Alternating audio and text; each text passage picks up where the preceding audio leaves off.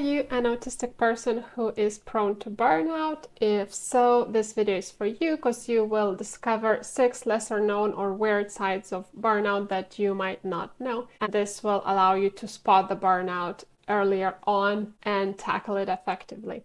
Make sure you stay till the end because it is the last sign that is most commonly overlooked. And please comment. I'm really curious which signs you relate with the most. Of course, I will not be talking about the usual signs of burnout like fatigue, no desire to do anything. These are the things you already know. So let's get into it. The first sign is feeling like a zombie. It's when you can go through the daily motions, you can complete the tasks, but you don't feel really connected or engaged with your environment.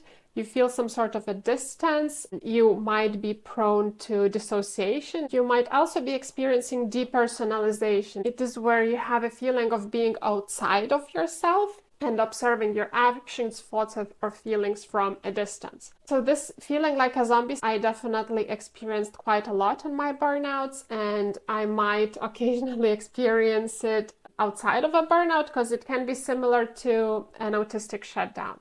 The second less known sign of burnout is sensitivity to trauma. A lot of autistic people also have PTSD or CPTSD or some sort of trauma in the past, and it's always there, but when you go through burnout, you become more sensitive to trauma that you already have. You might be triggered more easily. You might be feeling the symptoms of trauma, or you might be having more flashbacks. That trauma might feel more real, more raw, closer to you than it usually is.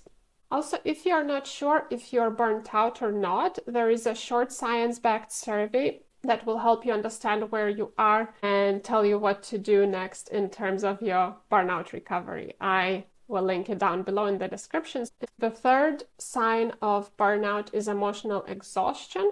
That's when your emotional capacity is decreased. Contrary to the popular belief, a lot of autistic people are actually very empathetic and can be very emotional. But when you are in burnout, you might be not as empathetic, not as compassionate as you usually are, and you might feel emotionally numb. So this was definitely something that I experienced when I was going through burnout. I felt like I did not care about other people as I usually would. Let me know if this is something that you are experiencing as well. Okay, so we already discussed the first 3 signs, which was feeling like a zombie, sensitivity to trauma, and emotional exhaustion. We have another 3 to go. The fourth weird sign of autistic burnout is irritability or short temper. So interestingly, it's kind of the opposite of the sign before. So the third sign was emotional exhaustion, where you don't feel any emotions. The sign is when you feel disproportionate amount of emotions related to the situation. It can also manifest itself as irritability. And this is an important distinction to make, because if you are autistic, you quite often will be more sensitive. But when you are in burnout, you not only are as sensitive as you used to be, you're more irritable. So there is a difference between sensitivity and irritability. When you're not in burnout, you might be able to tolerate the sensory stimulus. And when you're in burnout, you might actually be very, very triggered or irritated by the same stimulus. And then you might have emotional reactions to a variety of triggers or stimulus or situations, social situations as well. And it might even come to the point of panic attacks. So the fourth sign was irritability or short temper, when you might have an exaggerated emotional reactions to what is happening around you, and you might be more irritable than usually. This is a sign I have experienced a little bit, but to be honest, I personally am more prone to feeling emotional exhaustion and emotionally numb. Okay, sign number 4 is brain fog. Is when it's hard to focus, it's hard to make decisions. It can be like so-called analysis paralysis, when feeling overwhelmed, and it might be hard for you to make decisions, to think clearly, to decide and take action on things. This is a sign that I experience sometimes, although not as often. I find it can be, I have found quite good ways and routines to manage my focus, attention, and memory, even though I also have ADHD. And if you'd like me to share that, let me know in the comments and I'll create something around that.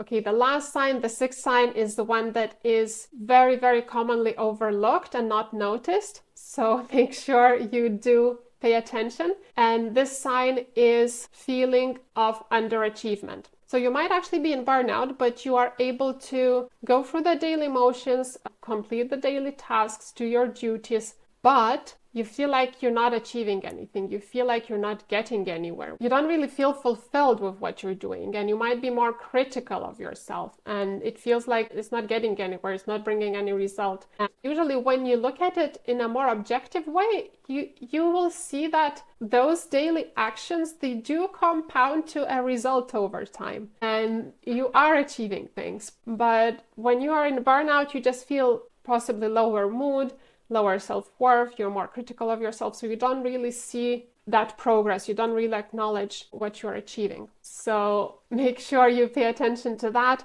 And for me personally, I am prone to being critical of myself or wanting to achieve more or quicker. This is very common, especially amongst high achievers, intelligent, talented people, which a lot of you are. Okay, to sum up, the 6 weird signs of burnout are: number 1, feeling like a zombie. Number 2, sensitivity to trauma. Number 3, emotional exhaustion.